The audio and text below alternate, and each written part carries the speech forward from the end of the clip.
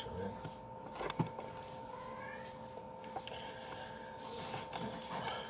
Muy buenas tardes, queridos estudiantes de Sociología General. Quisiera que se reportaran si ya están conectados para ver si se escucha. Quisiera saber si están escuchando, si hay buen audio. Muy buenas tardes para todos. Esta es nuestra segunda sesión de clase, ¿verdad? Y vamos a tratar de determinar el tema fundamental que toca en estas dos clases. El tema, hay que recordarlo, es la fundamentación de la racionalidad científica de la sociología. En eso estamos. Antes de entrar en materia quisiera decirles un par de cosas. La primera es que yo estoy, publicando, posteando en mi cuenta de Facebook una serie de documentos de apoyo que se refieren exactamente a la temática que estamos tratando en este momento, que es la fundamentación del carácter científico de la racionalidad sociológica, intentando responder a la pregunta de qué es la sociología, de qué trata la sociología, cuál es su objeto de estudio, tratar de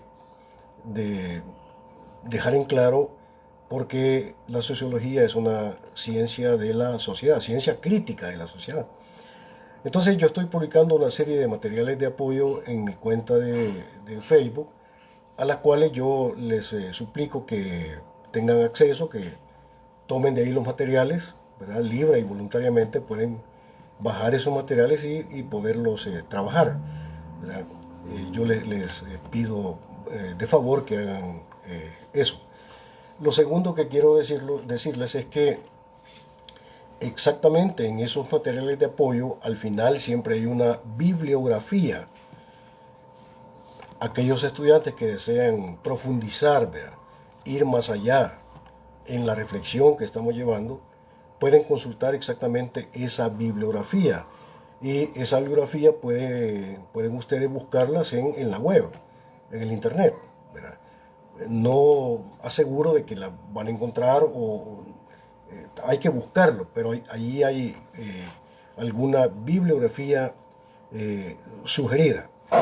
Lo tercero que quiero decirles es que a partir del día de ayer yo construí un canal de YouTube y de la misma manera en ese canal de YouTube voy a colocar mis clases, ¿verdad? Para que ustedes puedan tener acceso después de haber visto las clases en Facebook Live.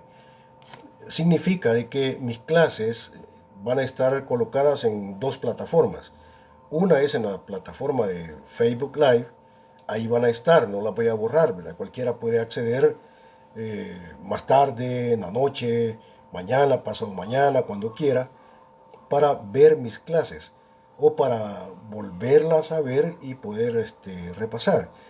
Van a estar ahí. Entonces, mis clases van a estar colocadas en esas dos plataformas, en la plataforma de Facebook Live y en la plataforma del canal de YouTube. Eso es para favorecer, digamos, el acceso de los estudiantes a las clases. Quisiera decir al final, después de la primera clase de antier, que fue el día lunes, no ha habido ningún estudiante que con dudas, etcétera, etcétera, inquietudes. Pero recordarles que de acuerdo con el programa de estudios de Sociología General, el cual ya lo puse al acceso también ¿cómo se llama? En una plataforma que es un equipo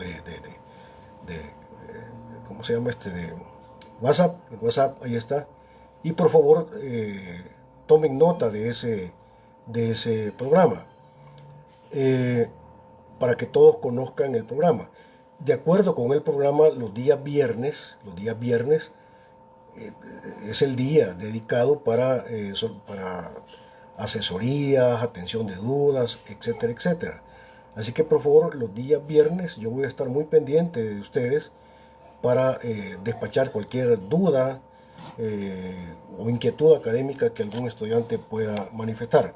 Bueno, dicho esto, voy a entrar ya, digamos, en materia a tratar la temática gruesa para el día de hoy, que es la fundamentación del carácter científico de la racionalidad sociológica. Lo primero que quiero decir en este sentido es que la sociología, como ya dije en la primera clase, es ciencia crítica de la sociedad.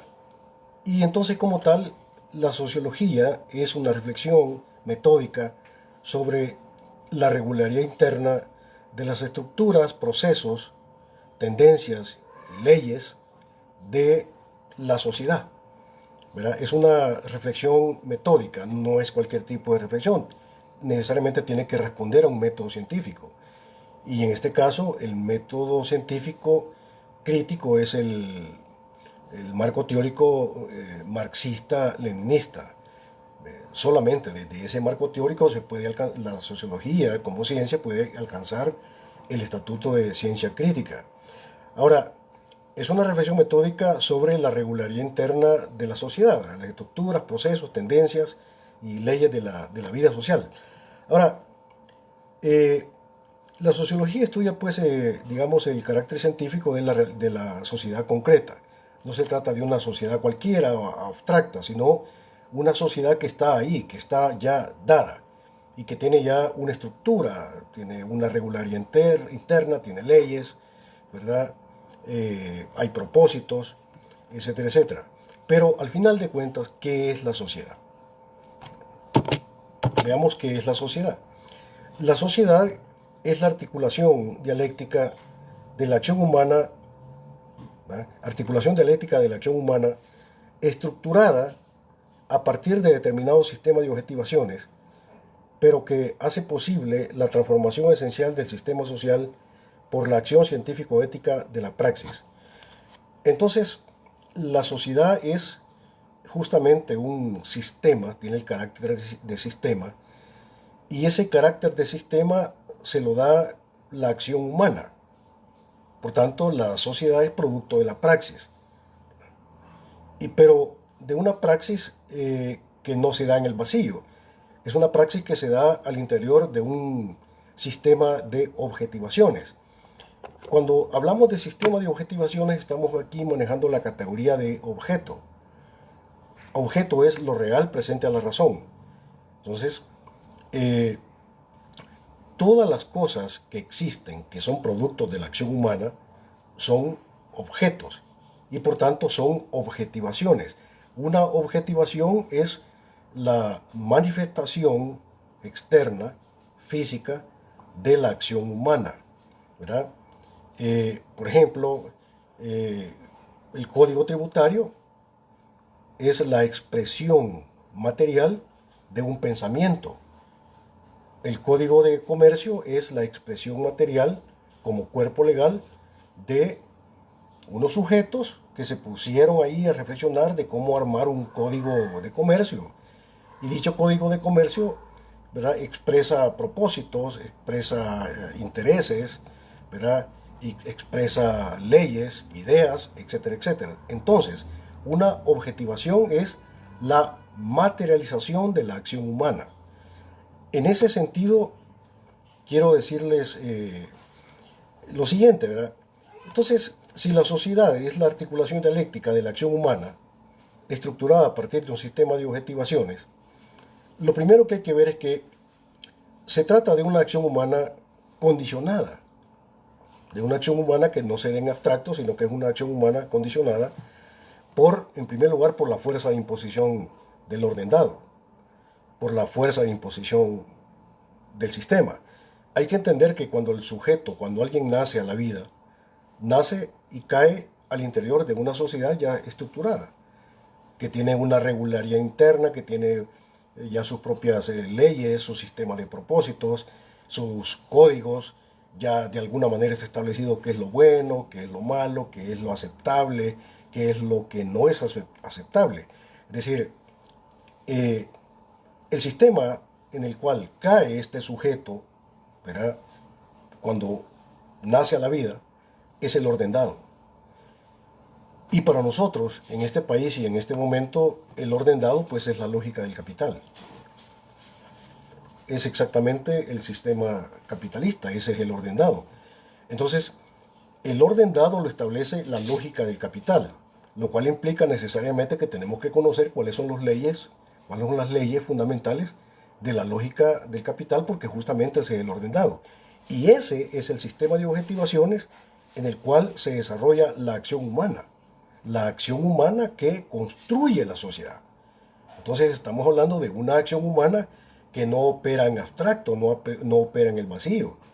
En el caso de la acción humana de nosotros los salvadoreños, sería una acción humana que cae dentro de los condicionamientos y de las determinaciones de la lógica del capital, que es exactamente el orden dado.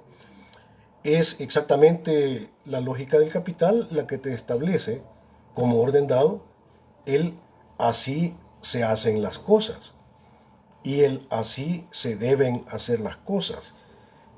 Te plantea además qué es lo socialmente aceptado y qué es lo que no es socialmente aceptado. Cuando tú naces a la vida, no te preguntas si estás de acuerdo o no estás de acuerdo en haber nacido en una sociedad determinada y específica como la sociedad salvadoreña. Te tocó fortuitamente caer aquí y aquí estás. Y hay un ordenamiento social que de alguna manera, como digo acá, tiene una fuerza de imposición, ¿sí? Como orden dado, que ya está establecido. Entonces, frente a ese orden dado, cae el sujeto a la vida y, ¿verdad? Jamás le preguntaron si estaba de acuerdo o no estaba de acuerdo. Eso implica que hay un elemento muy importante que tenemos que considerar, que eh, esa praxis, esa acción humana, que se estructura a partir de la existencia de un orden dado, en la cual el sujeto construye la vida social, ese orden dado se le impone al sujeto. Y en ese sentido, como ya repito, eh, hay una fuerza de imposición del sistema. Y en ese sentido, el sujeto, pues no es sujeto. El sujeto frente al orden dado, frente al poder del sistema, ¿verdad? Que lo determina y lo condiciona, únicamente le queda la alternativa de adaptarse. Pero si no puede hacer nada frente a ese poder establecido como orden dado, significa que el sujeto no es sujeto, sino que es objeto, porque no es la acción humana la que determina la regularidad interna del orden dado. Es decir, la regularidad interna se refiere a las leyes del orden dado. El sujeto no las determina. Las leyes ya están ahí y se le imponen. En el caso, por ejemplo, del el código tributario no es algo que te preguntaron si estabas de acuerdo o no estás de acuerdo. Simplemente tú tienes que adaptarte, ¿sí? Conocer y aplicar el código tributario como algo que está ahí, ¿sí? Tiene fuerza de imposición. En ese sentido, tú no eres sujeto frente al poder del sistema. El verdadero sujeto en este caso es el sistema, y en este caso el sistema capitalista. Ahora bien, el capitalismo como sistema tiene sus propias leyes fundamentales. Debemos recordar nosotros que por lo menos la lógica del capital como orden dado que tiene fuerza de imposición y que hace del sujeto no un sujeto, sino que un objeto al cual no nos queda más que adaptarnos, tiene sus leyes. La primera ley fundamental de la lógica del capital es que el capitalismo como sistema implica necesariamente la concentración y la centralización de la riqueza. Es de ley. No puede no ser así, tiene que ser así, justamente por el hecho de que es una ley. ¿Sí? De tal manera que mientras haya capitalismo, siempre va a haber concentración y centralización de la riqueza en manos de los dueños del capital, es decir, de la clase capitalista. Eso es así porque debemos comprender también que la lógica del capital tiene un propósito, no es una lógica ciega, no solamente tiene un qué, sino que también un para qué y también tiene un para quiénes. El capitalismo funciona para favorecer los intereses de la clase dominante. Es para ello que funciona. ¿Sí? El Estado capitalista es un Estado al servicio justamente de la clase capitalista. Entonces, la primera ley de la lógica del capital es la concentración y la centralización de la riqueza. Significa que dentro del capitalismo no puede hablarse de democratización del capital o de democratización de la riqueza. Eso es un contrasentido, es como pedirle que dé limones a un árbol de aguacates. No es posible. ¿Sí? No es lo propio de un árbol de aguacates, no es propio de su naturaleza, de su regularidad interna dar limones, sino que tiene que dar siempre aguacates. Igual, en la lógica del capital tiene que haber concentración y centralización de la riqueza. ¿Sí? En aquel sentido sencillo de que cada vez más los ricos se hacen más ricos y cada vez más los pobres se hacen más pobres. Entonces, dentro de la lógica del capital no cabe, en el sano juicio, pedir o luchar o proponer la idea de humanizar el capitalismo o de democratizar el capitalismo. ¿Verdad? Eso sería absurdo. La segunda ley fundamental de la lógica del capital es la generación de desempleo crónico. La funcionalidad de la lógica del capital y el proceso fundamental de la lógica del capital de producir capital para que este capital pueda ser apropiado de forma privada por los capitalistas, ¿verdad? Ese proceso de apropiamiento privado de la riqueza producida,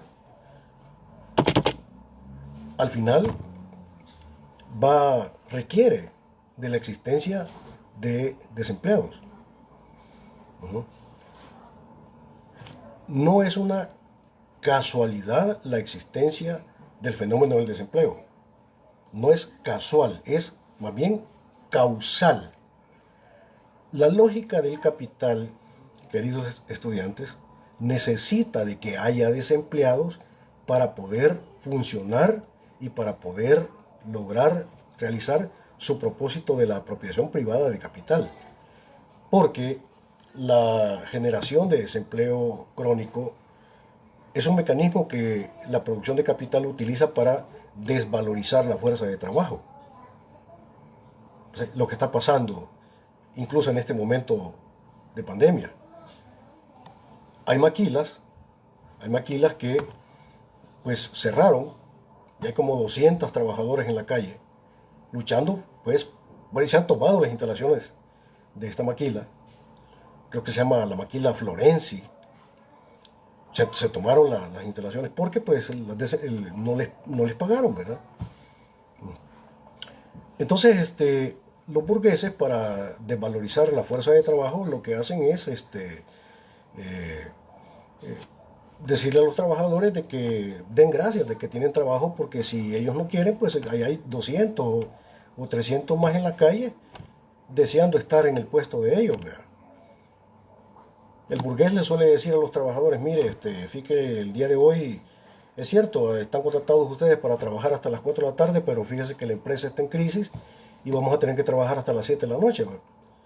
Porque la empresa está en crisis y necesitamos pues elevar los niveles de producción. Así de que, bueno, tómelo, déjelo. Si usted no quiere, pues allá hay como 200 trabajadores desempleados que están deseando ocupar su puesto. Y ese es un mecanismo de desvalorización de la fuerza de trabajo, del valor de la fuerza de trabajo. Entonces, la segunda ley de la lógica capital es la generación de desempleo crónico. El capitalismo necesita tener desempleados. Entonces, no hay que creerle a los burgueses cuando salen por la televisión diciendo que están preocupados por el desempleo y que van a luchar por el desempleo. Y tampoco habría que creerles a los representantes del interés del capital o de los intereses del capital que están en la Asamblea Legislativa, que están en el Estado, en el gobierno, cuando aparecen públicamente en los medios de comunicación diciendo que van a luchar por el desempleo. Hay que entender, hay que entender que los funcionarios públicos no son más que sirvientes de los intereses del capital. Eso es lo que son. Ellos no están ahí para velar por los intereses del pueblo. Eso es pura ideología, puro ocultamiento de la verdad. Ellos están ahí para defender los intereses del capital. Entonces, cuando vos ves que ellos no defienden los intereses del pueblo, vos te molestás. Pero la verdad es que no deberías molestarte. En primer lugar, vos los elegiste, vos fuiste a votar por ellos y por ellos está ahí. Y en segundo lugar, vos te molestás porque vos crees equivocadamente que los funcionarios públicos están ahí para defender los intereses del pueblo. Pero vos crees eso porque no tenés una visión científica de la realidad, sino que tenés una visión ideológica de la realidad, es decir, una visión falsa, un marco teórico equivocado, ¿sí?, de cómo funciona la sociedad en la lógica del capital. Vos tenés que entender que los funcionarios públicos están ahí exactamente para velar por los intereses de la clase dominante, ¿sí? Si vos tuvieras claro eso, seguramente no irías a votar porque te darías cuenta de que no sirve de nada. Entonces, y hay una tercera ley de la lógica del capital que es eh, la ley de la baja tendencial de la tasa de ganancia. Esta es una ley un poco más complicada que la vamos a explicar después. Lo que yo quiero dejar en claro en este momento es que la sociedad es la articulación dialéctica de la acción humana, pero es una acción humana que se estructura a partir de determinado sistema de objetivaciones. Y ese sistema de objetivaciones es el ordenado, en este caso es la lógica del capital.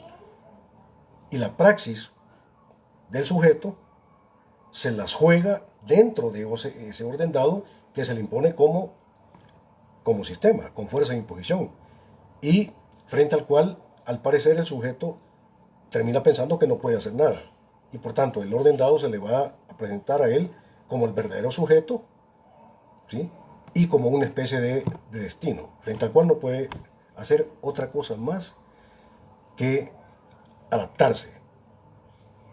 Pero exactamente, una praxis de esta naturaleza, una praxis que acepta y que asume el sistema, ¿sí?, como un absoluto, como algo frente al cual no se puede transformar y que lo único que queda es adaptarse, este sujeto no desarrolla una praxis real, no desarrolla una praxis verdaderamente praxis, sino que estaríamos ahí en la presencia de un sujeto que en realidad es objeto y cuya acción humana es una acción que no es praxis, o más bien pudiéramos llamarle una praxis de tipo reiterativa.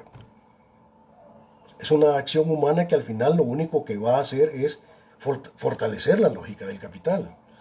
¿Sí? Es una acción, ¿sí?, humana que fundamenta, que le da larga vida a la lógica del capital, que lo fortalece. Veamos esto a partir de un ejemplo que pudiera ser sencillo. Veamos,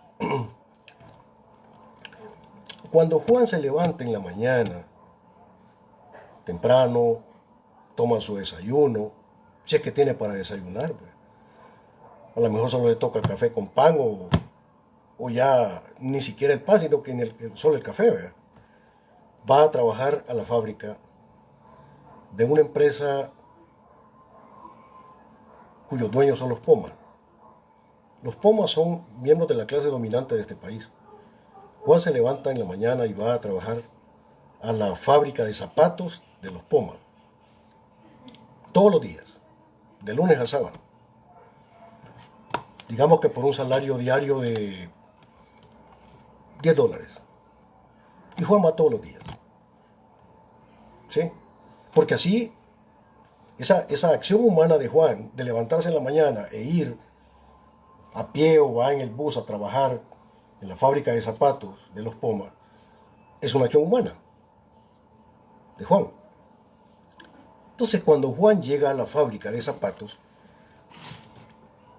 Juan va a hacer varias cosas.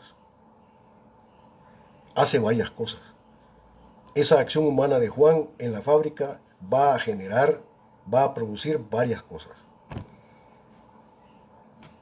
Algunas de esas cosas que Juan hace Juan las conoce, se da cuenta. Pero hay otras cosas que hace de las cuales Juan mismo no es consciente, no puede entender, pero las hace. Veamos, vamos de lo simple a lo complejo. Juan llegó el día lunes a trabajar en la fábrica de los Poma a producir zapatos y lo primero que hace Juan es producir mercancías.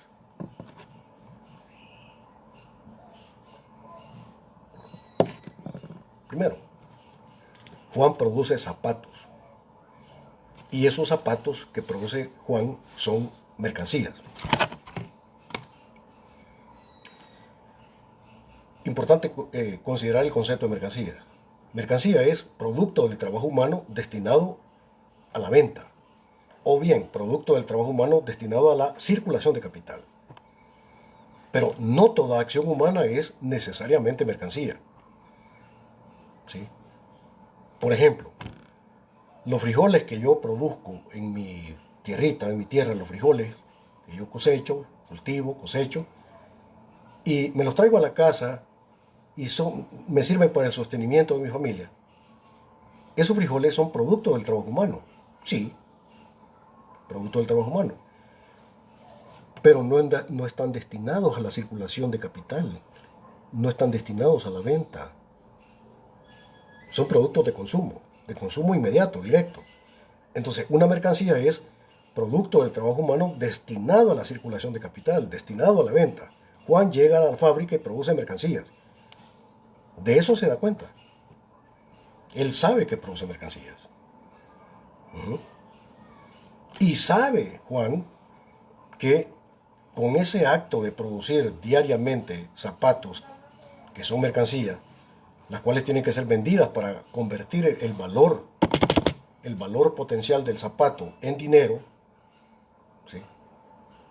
En el proceso en el cual esos zapatos que produce Juan van al mercado y se venden, el valor potencial del zapato se expresa en dinero. Digamos que el zapato producido vale $20. Esos $20 expresan el valor monetario del zapato. Entonces, Juan produce valor y plusvalor. Pero también es probable que Juan sepa, ya si es un poco más alcanzativo, que Juan va a producir mercancías, va a producir zapatos, los cuales zapatos son valor, dinero, y que ese dinero se lo apropia privadamente el dueño de la empresa, en este caso, los Poma. Pero además de producir mercancías, Juan hace otras cosas de las cuales no se da cuenta, pero lo hace. Miren, en primer lugar, cada día que Juan va a la fábrica a trabajar, Juan reproduce el sistema, fortalece el sistema. Juan, con el acto, con la acción humana de ir a trabajar, aunque no lo sabe, está diciendo, así se hacen las cosas y así se deben hacer las cosas. Es normal y correcto, ¿sí?, que los Poma me contraten a mí como trabajador asalariado, como fuerza de trabajo asalariada, que me paguen un salario de hambre y yo vaya a su fábrica a producir zapatos y que la ganancia producida se la apropie al final privadamente el dueño del proceso productivo, es decir, el burgués, el capitalista. Juan primero produce zapatos, produce mercancías. Segundo, Juan reproduce el sistema, en el sentido de que establece el así se hacen las cosas y el así se deben hacer las cosas. Noten por favor esto. Juan, cada día que va a la fábrica, no cuestiona al sistema. El acto humano de Juan de ir a trabajar es un acto que no cuestiona el sistema, sino que afianza el sistema. De eso ya no se da cuenta. Produce mercancías, se da cuenta, pero no se da cuenta de que reproduce el sistema. Pero no solo eso. En tercer lugar, cada vez que Juan va a la fábrica y reproduce el sistema, Juan produce riqueza. Juan produce valor y plusvalor.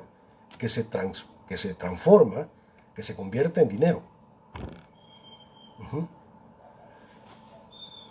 Y ese dinero, ¿sí?, ese dinero hace más rico al rico, le da más poder al dueño del capital.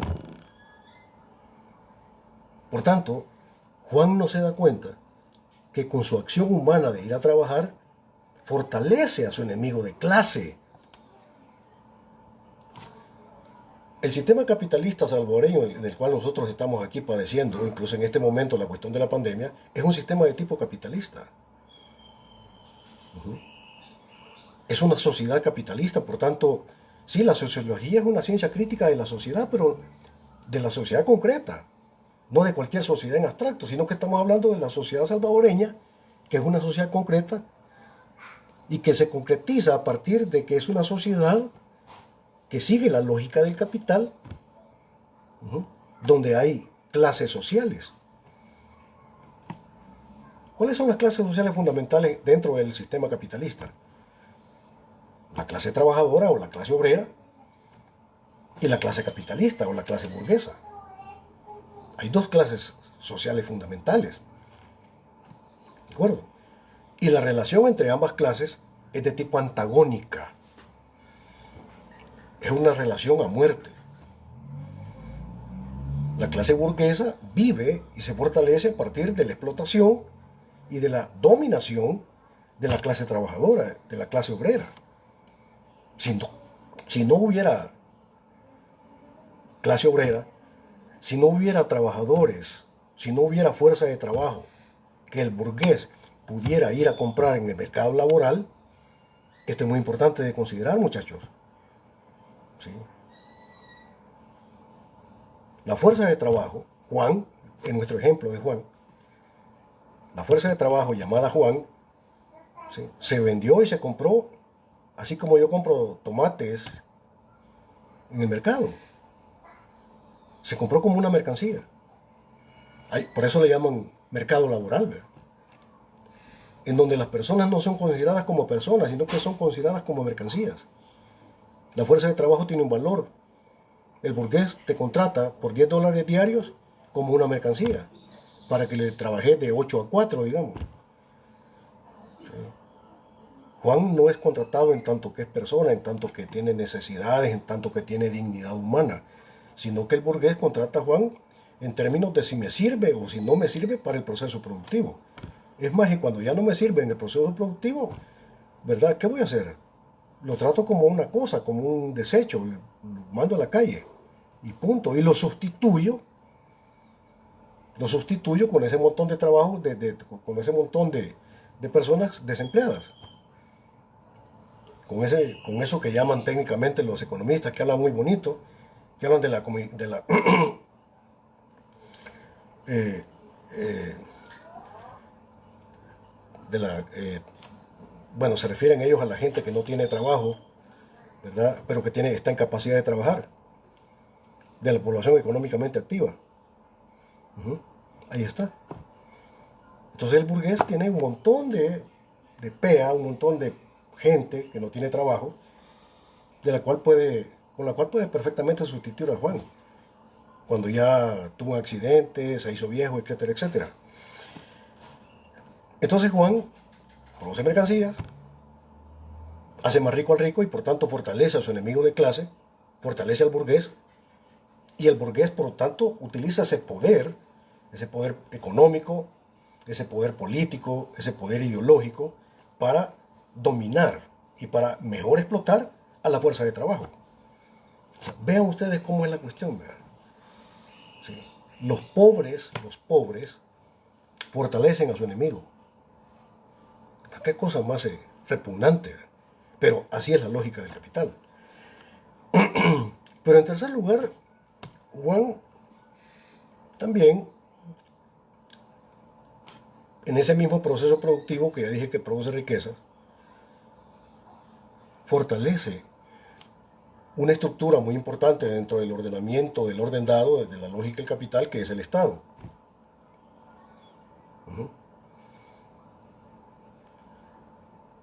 El Estado necesita sustento económico para poder funcionar. Una de las bases histórico-lógicas de la existencia de todo Estado, de las bases histórico-lógicas de la existencia de todo Estado es exactamente la cuestión de los impuestos. Y Juan paga impuestos. Y por tanto, Juan, a partir de los impuestos que él produce, fortalece el Estado. ¿Y de qué Estado estamos hablando? Del Estado capitalista. Ahora bien, Juan fortalece a su enemigo de clase, es decir, la clase dominante. Juan afianza el ordenado, afianza la lógica del capital. Y además Juan fortalece el Estado. Ahora, ¿qué es el Estado? El Estado, el Estado es, el Estado capitalista es la organización social del poder de la clase dominante para imponer sus intereses de clase al conjunto de la sociedad. Eso es lo que es el Estado capitalista. Es la organización social del poder.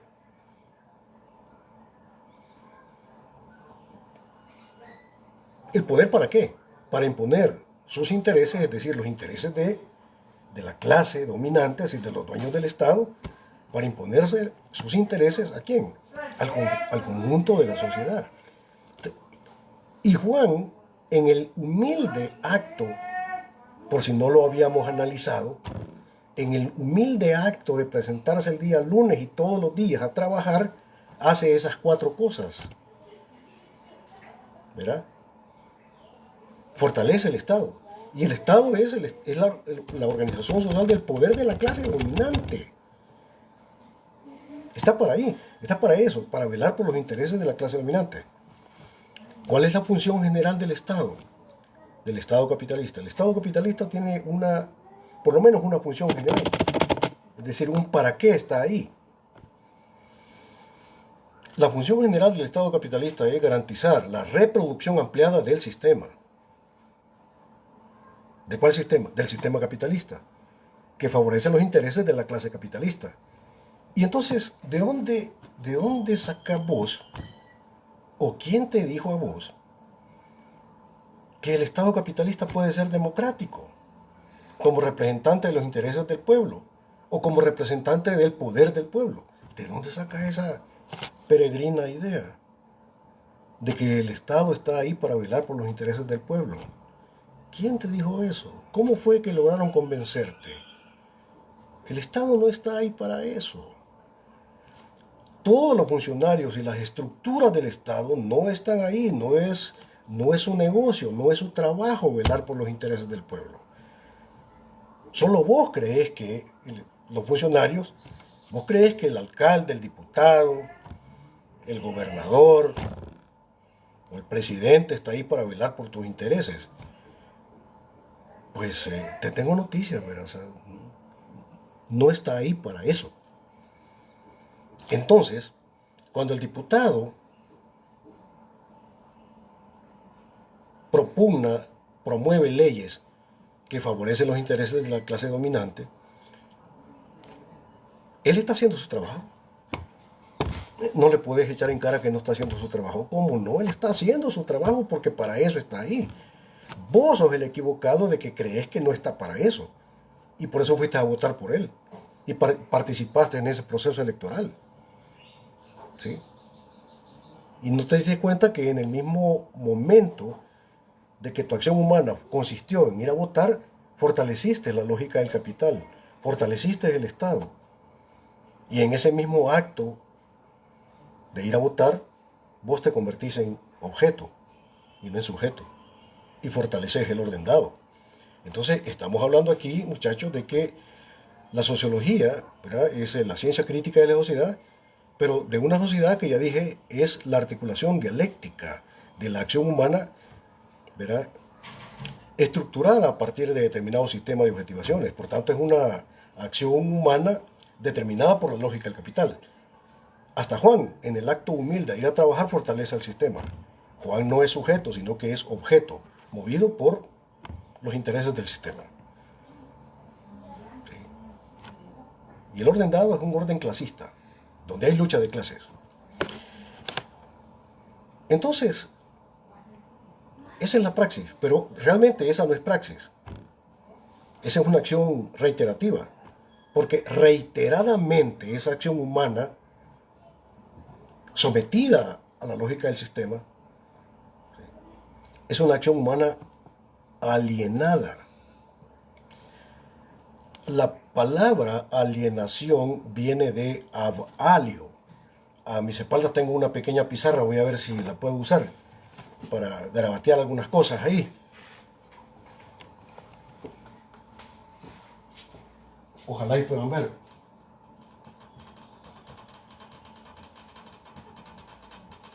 El concepto de alienación viene de la palabra avalio, que significa ser y existir en y para otro. Ser y existir para otro. ¿Sí? Eso es lo que significa la palabra alienación. Ser y existir para otro. En otro y para otro.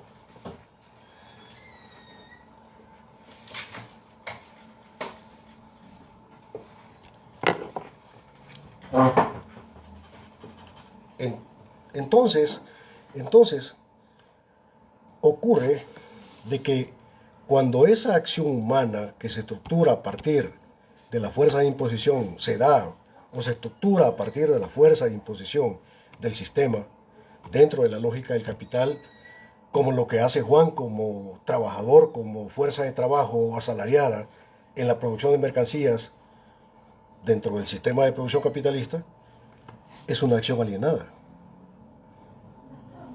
Cuando vos vas a votar y crees que lo que estás haciendo es cambiando el sistema, y en realidad lo que estás haciendo es fortaleciendo el sistema, esa es una acción alienada. Porque sos y existís no para vos, sino para otro y en otro. ¿Y cuál es ese otro? Ese otro es ese algo que no sos vos. ¿Y qué es ese algo que no sos vos? El sistema, el ordenado. ¿Sí? Entonces, cada vez que vos vivís para el sistema, para fortalecer el sistema, siguiendo las leyes del sistema, siguiendo el así se hacen las cosas del sistema, el así se deben hacer las cosas del sistema, porque así lo establece el sistema, no sos sujeto, sos objeto. ¿Sí? Y un objeto alienado que es y existe para el sistema, no existe para vos. Es como Juan, que va a trabajar, produce mercancías, hace más rico al rico, fortalece el sistema y fortalece al Estado y fortalece a su enemigo de clase. Juan existe y es para otro, tiene una existencia alienada. Pero la acción humana alienada en realidad ni siquiera es una acción humana, porque el hombre no se comporta como hombre, sino que se comporta como un objeto, movido por la lógica del sistema. Ahora bien, pero, ¿sí? Pero esa acción humana que se da dentro de un sistema también puede transformar el sistema. ¿Sí? Dentro de la lógica del capital, el sujeto, si bien es cierto, se comporta como un ser alienado que existe para el sistema, puede llegar a construirse como sujeto, si solo si cuestiona las leyes del capital, si solo si, ¿sí? No es y existe para el sistema, sino que existe para sí. En el caso de Juan, existe para y en favor de su condición de trabajador asalariado, que pertenece a la clase dominada, que pertenece a la clase obrera. Cuando vos dirigís tu existencia, tu praxis, tu acción humana, para fortalecer los intereses de tu clase social, que es la clase trabajadora, entonces ahí sí tu acción humana se convierte en praxis, porque implica necesariamente el cuestionamiento del orden dado. Ujú. Implica una crítica al orden dado, la cual crítica es posible. Pero ahí es como vos podés pasar de ser objeto a ser sujeto. Pero no cualquier forma de ser sujeto, no cualquier forma es una forma revolucionaria. La única manera de poder criticar el sistema en una forma revolucionaria es siguiendo pues un marco teórico crítico revolucionario y una praxis igualmente revolucionaria que cuestione no solamente teóricamente el orden dado, sino que también haya una crítica práctica en la acción. Eso es lo interesante. Porque muchos somos buenos para criticar teóricamente, pero a la hora de la praxis, a la hora de los que hubo, a la hora de acompañar a los trabajadores, por ejemplo, en la toma de las instalaciones de una fábrica, como es el caso en este momento de las trabajadoras de las maquilas allá en San Salvador, que están a la hora de hacer eso, no cualquiera toma esa decisión, porque hay que jugarse el pellejo, ¿entendés? No es solamente crítica teórica, sino también crítica práctica. Pero no puede haber una crítica práctica si antes no hay un esclarecimiento teórico, si vos no conocés. Y exactamente eso es parte del trabajo de la sociología crítica, de favorecer en vos la apropiación intelectual de un marco teórico que te permita hacer por lo menos una crítica teórica. Y en eso estamos. Y es por eso que es fundamental la sociología. Ahora, el asunto que hay que atender es que el orden dado se te presenta como un sistema absoluto, como un sistema que no puede ser transformado, que no puede ser cuestionado, pero resulta que las mismas condiciones de la lógica del capital hacen posible o abren la posibilidad del cambio social. O sea, la misma lógica del capital va generando las condiciones de posibilidad para poderlo destruir, para poderlo superar. ¿Verdad? ¿Y cómo es eso? Vas a preguntar. ¿Cómo es que el mismo sistema de objetivaciones del sistema capitalista hace posible la lucha revolucionaria? Bueno, vamos a hablar de eso en este momento. Mira,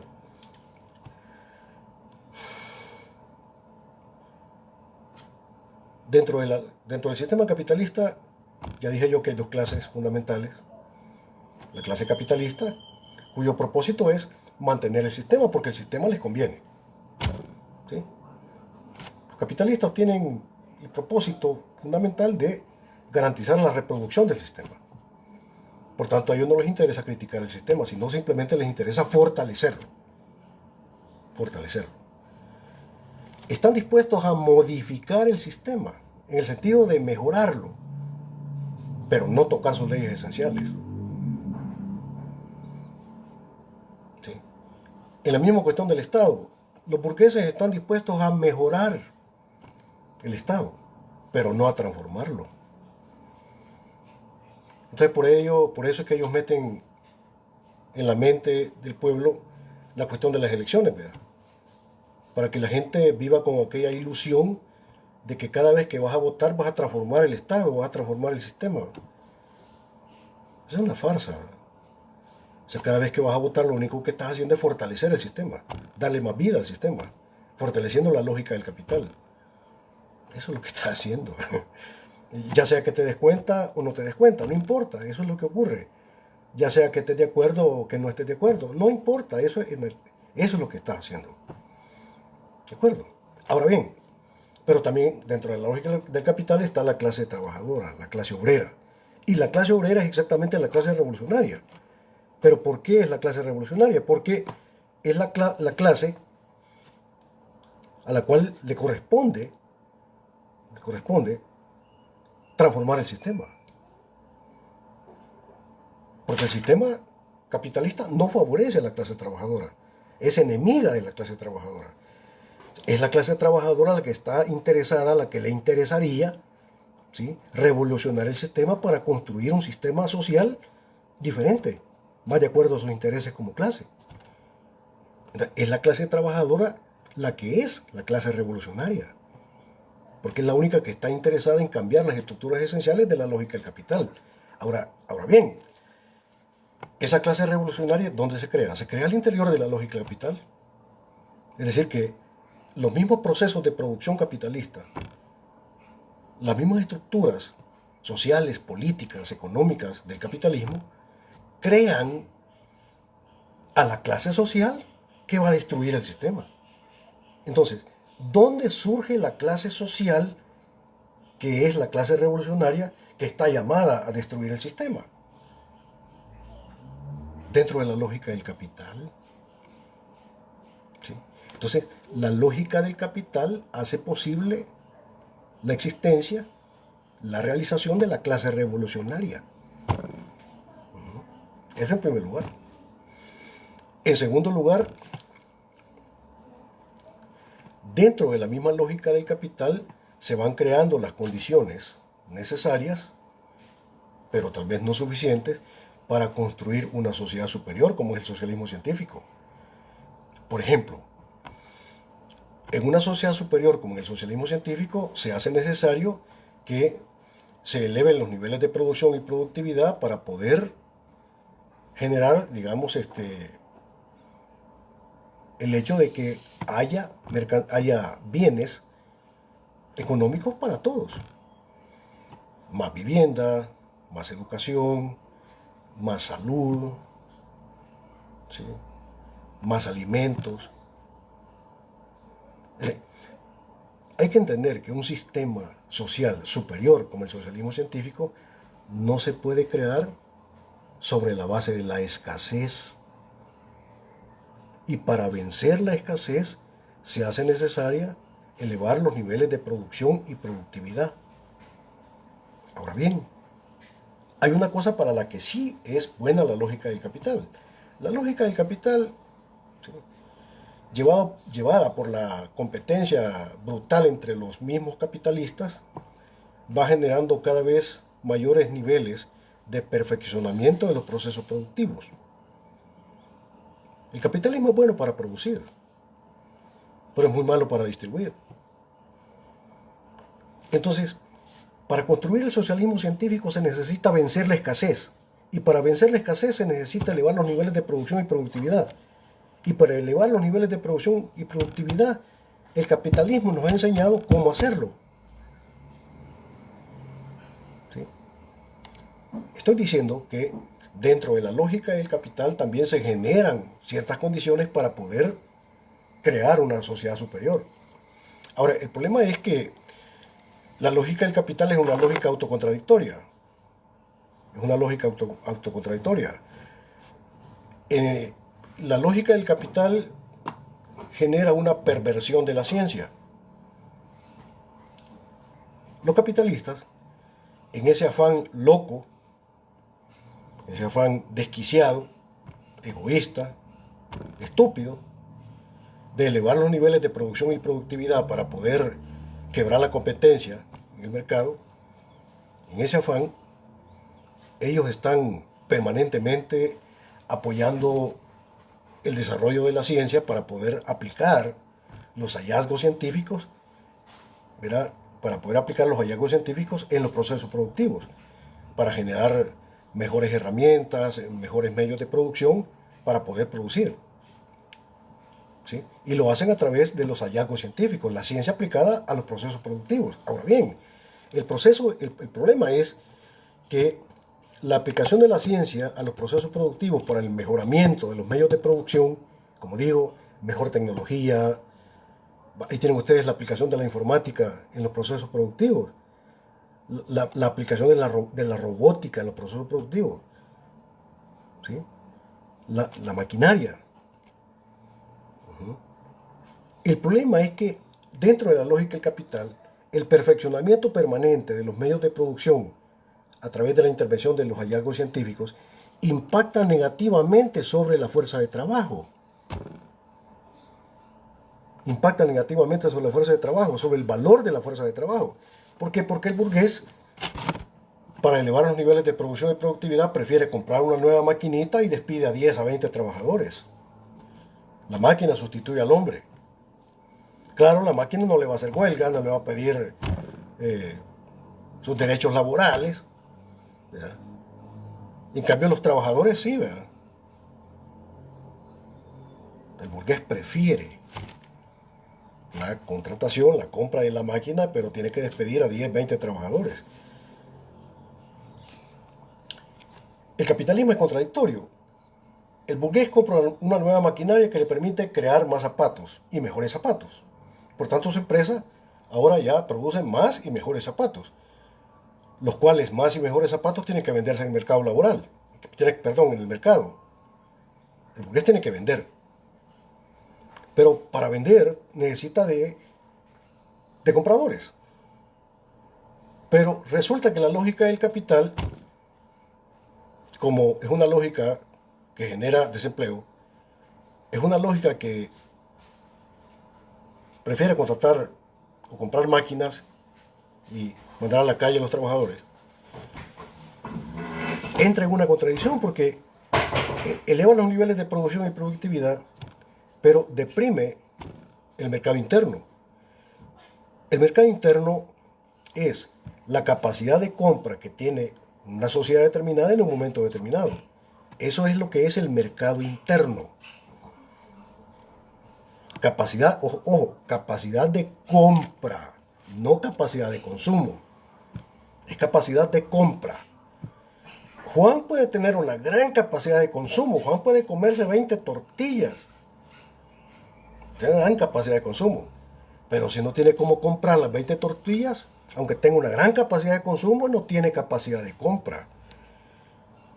Entonces, la misma lógica del capital en su alocado fin, en su alocada carrera de elevar los niveles de producción y productividad, de producir más y mejores mercancías para vender, impacta negativamente sobre la fuerza de trabajo y deprime el mercado interno, en el sentido de que se genera una población que no tiene capacidad de compra. Entonces el burgués se ve con el problema de que produce un montón de cosas, pero no tiene a quien vendérselas. No hay quien compre. Y eso le genera al capitalismo una crisis que técnicamente se llama crisis de realización de plusvalía o crisis de realización del valor. En esos términos hablan los economistas burgueses. ¿Verdad? Hablemos sencillo. Son crisis de mercado. No tienen compradores. Hay una gran producción, hay compradores. Entonces el burgués, ¿qué hace? En vez de regalar los zapatos, bota los zapatos, quema los zapatos, se pudren los zapatos, produce comida. Pero en vez de repartirla a la población, lo que hace es botar en el mar las toneladas y toneladas de comida para no bajar el precio de las mercancías. El capitalismo es una realidad de tipo contradictoria, porque genera un gran universo de mercancías, un gran universo de riqueza, genera mucha riqueza que se contrapone con un mar de pobreza, con un amplísimo mar de pobreza. ¿Ves? Es un sistema de tipo contradictorio. Y entonces, exactamente porque es un sistema de tipo contradictorio, genera contradicción social. Por eso la clase trabajadora lucha por los intereses de la clase trabajadora. Pero el interés fundamental de la clase trabajadora no es reformar el sistema, sino revolucionar el sistema. La clase trabajadora no se propone como objetivo fundamental ganar unas elecciones o democratizar la economía, la cual no se puede, no es posible, o democratizar el Estado, que haya más democracia. Paja, eso no es el objetivo estratégico de la clase trabajadora. El objetivo estratégico de la clase trabajadora es destruir el Estado capitalista. Oiga bien, destruir el Estado capitalista y construir el sistema, el socialismo científico. No tiene nada que ver con andar mejorando el sistema, o maquillando el sistema, o embelleciendo el sistema. Es como querer maquillar el monstruo, lo cual no se puede. Es como creer que es posible perfumar las heces fecales, cuando las heces fecales son el sistema.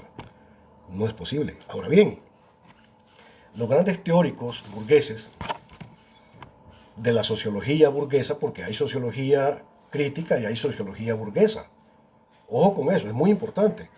Por eso el enfoque que aquí yo estoy planteando con ustedes es un enfoque crítico.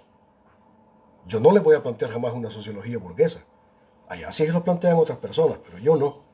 Pero hay sociología burguesa.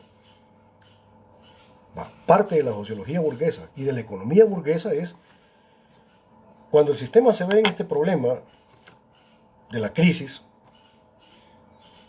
de la generación de pobreza, entonces los grandes teóricos burgueses dicen, bueno, tenemos pobreza, ¿verdad? Y entonces estamos preocupados porque hay muchos pobres, ¿verdad? Y tenemos que resolver el problema de los pobres porque, pues sí, ¿verdad? Nos hacen huelga, nos hacen marcha y no nos dejan trabajar, etcétera, etcétera. Y es un quitadero de vida. Ahí están los pobres organizados en los sindicatos, etcétera, etcétera. Vamos a tener que hacer algo. Entonces, pero en su gran análisis, el problema fundamental para ellos, el problema fundamental de la pobreza son los pobres.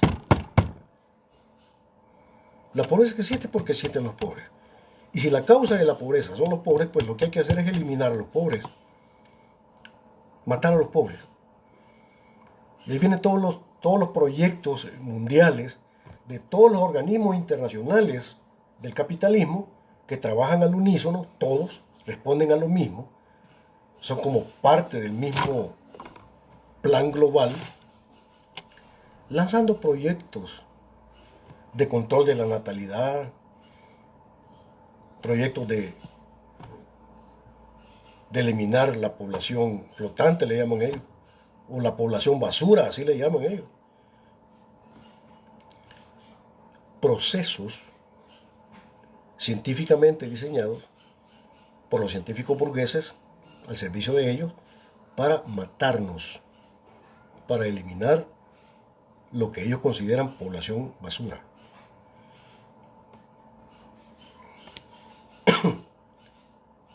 Ese es el key de la pandemia. Ese es el propósito fundamental de la pandemia. No nos llamemos a engaño. La pandemia es una cosa planificada con el propósito de eliminar la población basura, que ellos consideran población basura. ¿Entendés? Pero esos son los grandes análisis de los teóricos burgueses, de la economía burguesa, de la sociología burguesa. Si el problema son los pobres, pues matemos a los pobres, porque no habiendo pobres se acabó la pobreza. Punto. Sociología burguesa. Ahora bien, como digo, el objetivo fundamental de la clase trabajadora es revolucionar el sistema. Y el sistema, como yo les he dicho, el sistema es un sistema negativo. Es un sistema injusto, inhumano, voraz. Es un sistema realmente corrupto. Donde quiera que pongas el dedo, salta la pus. Es un sistema negativo. Entonces hay que negar esa negatividad del sistema para poder construir un sistema diferente, un sistema más humano, que responda más a los intereses de la clase trabajadora. Entonces el propósito de la praxis, que es verdaderamente praxis científica, no es reformar el sistema, sino revolucionar el sistema. Hay una gran diferencia entre reforma y revolución. ¿Sí? Por eso el propósito fundamental, el hacia dónde debe ir la praxis de la clase trabajadora, no es un propósito cualquiera, es un propósito científico que ya fue establecido hacia dónde ir, hacia dónde van las cosas. Querramos o no querramos, prácticamente las cuestiones se están moviendo para allá. Y a este respecto quiero plantearles lo que dijo Marx en su momento de cuál es el propósito, el hacia dónde se está moviendo la lógica del capital y hacia dónde va a ir, quiera o no quiera. Tiene que ir en esa dirección.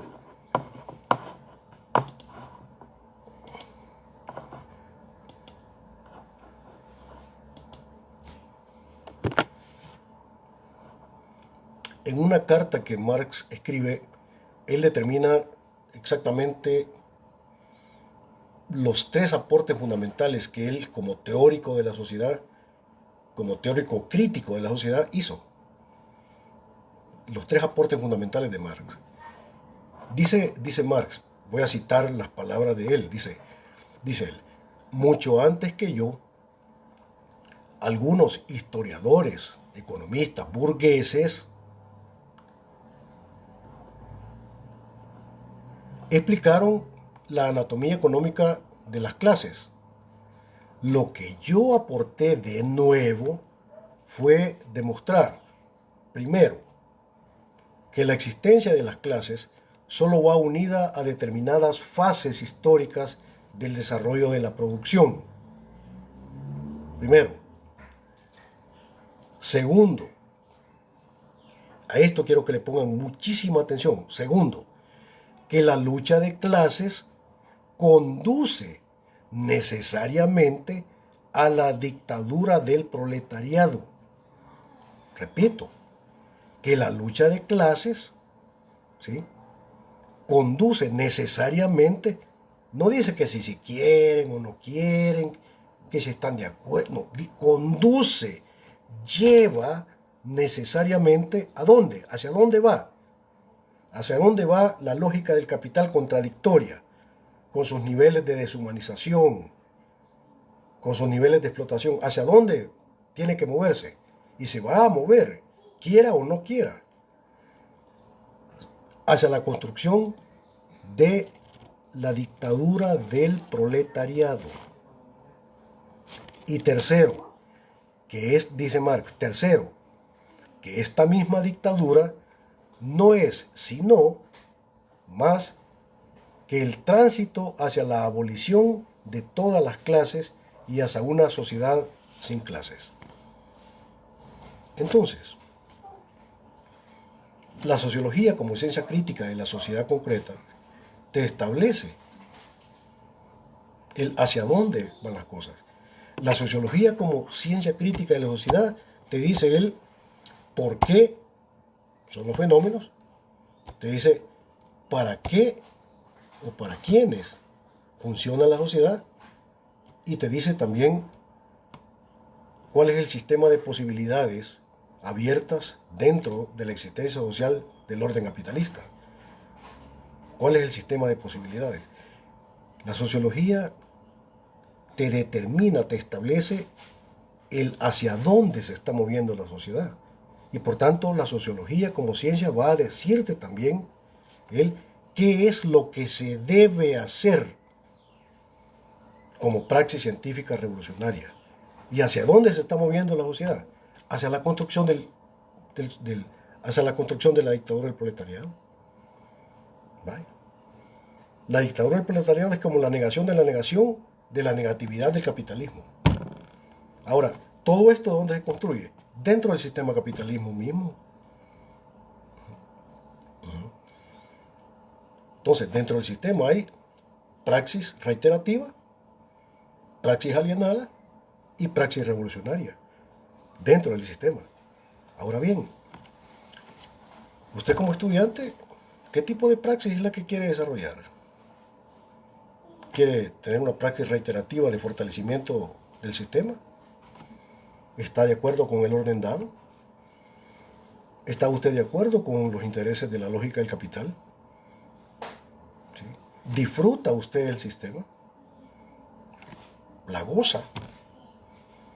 ¿O más bien experimenta las realidades del sistema como una amenaza, como un proceso permanente de deshumanización, de generación planificada de pobreza, de generación planificada de la muerte del pobre? ¿Sí? ¿Qué es lo que usted quiere hacer? No puede decir, yo no estoy ni con esto ni con aquello, ¿verdad? Porque aquel que ve la injusticia y no hace nada, porque quiere llevársela de neutral, de hecho está fortaleciendo el punto de vista del opresor. De hecho, en la práctica está fortaleciendo al opresor. ¿Sí? ¿Ves? No hay posturas neutrales en esto. Hay otras cosas que decir, pero quizá vamos a dejarlo para la próxima sesión. De momento yo les suplico, les pido ¿verdad? Respetuosamente que bajen los documentos que están ahí en mi cuenta de Facebook. No tienen ningún coste económico, solo de que vos los bajes y los estudies. Eso es todo, ¿verdad? Y le reitero lo que yo manifesté ya en el grupo de WhatsApp, de que vamos a trabajar ambos como un equipo, ustedes y yo. Y de tal manera que vamos a luchar para que nadie se quede. Fíjense cuál es mi propósito, cuál es el deseo. Mi deseo, mi propósito es que todos aprobemos el curso, todos. Será posible, pienso yo, que algunos lo aprobarán con 9, otros con 8, otros con 7, con 6. Ahí puede cambiar la cosa. Pero aprobar el curso es aprobar el curso, punto. Ya sea con 6 o con 10. El punto es que lo aprobaste. Vamos a luchar por eso, para que todos. ¿Sí? Fíjense cuál es mi propósito y lo manifiesto. Yo voy a luchar junto con ustedes para lograr este propósito. Que todos aprobemos el curso. Y para aprobar el curso debemos cumplir con los objetivos del programa, con la construcción de esa visión crítica de la realidad. Espero yo en Dios que después no me vayan a criticar o no me vayan a demandar porque yo estoy luchando por aprobar a toda la clase. ¿Verdad? No hay razón para que me demanden por eso. Más bien lo considero un propósito correcto. ¿De acuerdo? Cualquier inquietud que tengan ustedes o alguna sugerencia para mejorar, etcétera, etcétera, por favor, háganmela saber. ¿Verdad? Ahí está el grupo de WhatsApp, al cual ustedes se pueden comunicar o en mi cuenta de Facebook también lo pueden hacer. Pues pasen ustedes, queridos estudiantes, una muy feliz tarde. Y traten de captar las ideas fundamentales de lo que hemos platicado, las ideas básicas, ¿verdad? De eso se trata. Pues yo lo dejaría hasta acá. Pasen ustedes una muy feliz tarde. Hasta el próximo día, lunes.